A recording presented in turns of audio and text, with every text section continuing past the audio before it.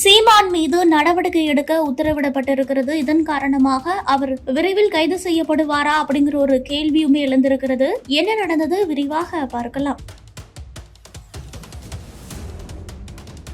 நாம் தமிழர் கட்சி ஒருங்கிணைப்பாளர் சீமான் சமீபத்தில் தந்தை பெரியார் குறித்து மிகவும் அவதூறாக பேசியதாக குற்றச்சாட்டு எழுந்தது. இவரினுடைய பேச்சை கண்டித்து பல்வேறு பெரியார் அமைப்புகளும் ஆர்ப்பாட்டத்தில் ஈடுபட்டார்கள். சீமானின் வீடு முற்றுகை, கார் கண்ணாடி உடைப்பு, சீமானை நேரில் முற்றுகையிடுதல் என அடுத்தடுத்த விஷயம் மிகவும் பெரிதாகிக் கொண்டே சென்றது. முதலமைச்சர் மு.க.ஸ்டாலின் முதல் பல்வேறு அரசியல் கட்சி தலைவர்களும் கடும் கண்டனத்தை பதிவு செய்திருந்தார்கள். இந்த நிலையில தான் சீமான் மீது அண்ணா நகர் காவல் நிலையத்தில் வழக்கு பதிவு செய்ய கோரி மதுரை கே நகரை சேர்ந்த ரமேஷ் என்பவர் புகார் அளித்திருக்கிறார். ஆனால் அவருடைய மனு ஏற்கப்படவில்லை. இதன் பிறகு உயர்நீதிமன்ற மதுரை கிளையில மனு ஒன்றை தாக்கல் செய்திருந்தார். அதுல தந்தை பெரியார் குறித்து சீமான் அவதூறான கருத்துக்களை வெளியிட்டிருக்கிறார். இது சமூக ஊடகங்கள்ல வேகமாக பரவியது. சமூக நீதிக்காகவும் தாழ்த்தப்பட்டோரின் உரிமைக்காகவும் பாடுபட்ட தந்தை பெரியார் குறித்து அடிப்படை ஆதாரமற்ற தகவல்களை பேசியிருக்கிறார். இதனால் சீமான் மீது வழக்கு பதிவு செய்ய உத்தரவிட வேண்டும் என்று கேட்டுக்கொண்டார். இந்த வழக்கு நீதிபதி நிர்மல்குமார் முன்பு விசாரணைக்கு வந்தது. அப்போது சீமான் பேசிய கருத்துக்கள் சமூகத்துல பதற்றத்தை உருவாக்கும் வகையில் இருக்கிறது.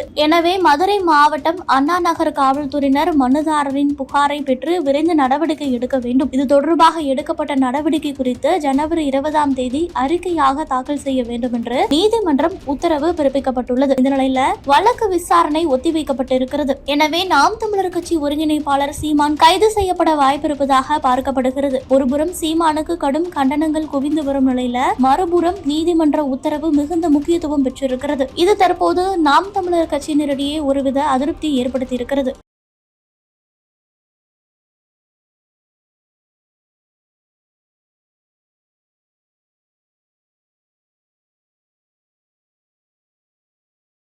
பெரியார் தொடர்பாக நாம் தமிழர் கட்சியின் ஒருங்கிணைப்பாளர் சீமான் கூறி வரும் கருத்துக்கள் சர்ச்சையை ஏற்படுத்தியிருக்கிறது. அவருடைய இந்த கருத்துக்கு அரசியல் கட்சி தலைவர்கள் பல்வேறு அமைப்பினர் கண்டனத்தை தெரிவித்து வருகிறார்கள்.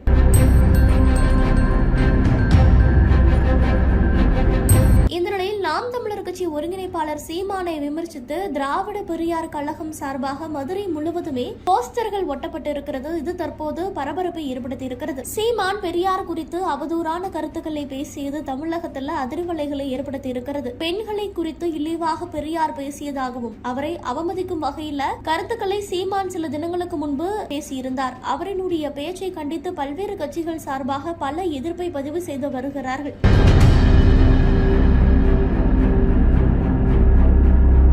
வகையில தான் மதுரை மாநகர் முழுவதிலுமே திராவிடர் பெரியார் கழகம் சார்பாக நாம் தமிழர் கட்சியின் ஒருங்கிணைப்பாளர் சீமானை கடுமையாக விமர்சனம் செய்து போஸ்டர்கள் ஒட்டப்பட்டிருக்கிறது. இந்த போஸ்டர் தற்பொழுது மதுரை முழுவதுமே ஒருவித பரபரப்பை ஏற்படுத்தி இருக்கிறது.